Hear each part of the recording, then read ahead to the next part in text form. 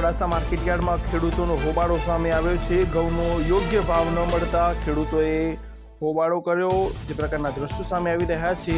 ખેડૂતોએ માર્કેટયાર્ડના મુખ્ય દરવાજાની તાળાબંધી કરી છે અને એન્ટ્રી પર રોક લગાવી છે। સિઝનની શરૂઆતમાં જ આ રીતે ઓછો ભાવ મળતા ખેડૂતોમાં રોષ જોવા મળી રહ્યો છે, કારણ કે જે રીતે આખું જે સિઝન છે તેમાં ખેડૂતો એ મહામહેનત પાક છે તૈયાર કર્યો અને ત્યારબાદ જે ઘઉંનો યોગ્ય પોષણક્ષમ ભાવ ન મળતા ખેડૂતોમાં રોષ જોવા મળી રહ્યો છે।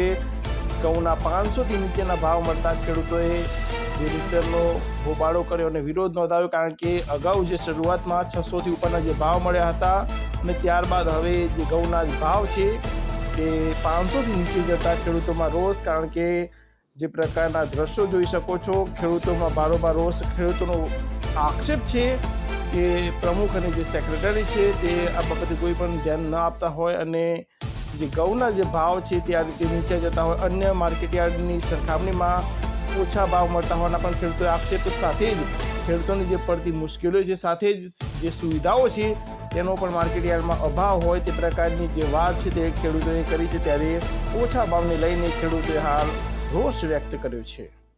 મારું નામ વિનોદભાઈ લવજીભાઈ પટેલ, ટીસ્કી, માલપુર તાલુકા, જિલ્લો અરવલ્લી।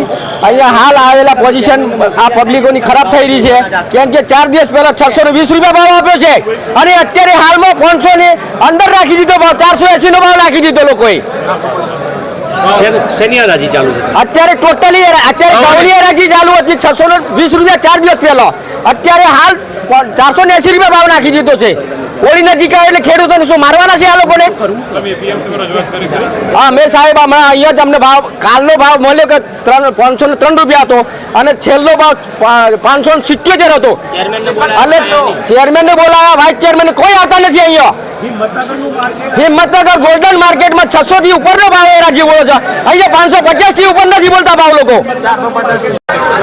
પટેલ મૌલિક રામાભાઈ, ટીસ્કી, માલપુર।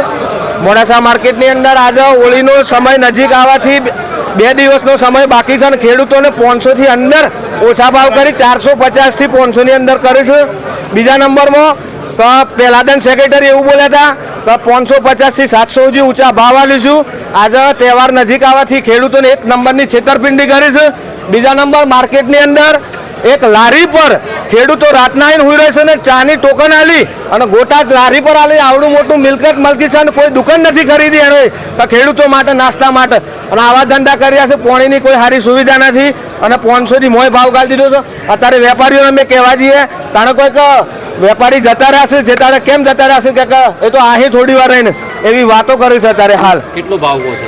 અત્યારે પહેલા દિવસ અમને એવી વાત હતી માર્કેટમાં 467, 465, 497 એવા ભાવ ચાલી રહ્યા છે અત્યારે હાલ।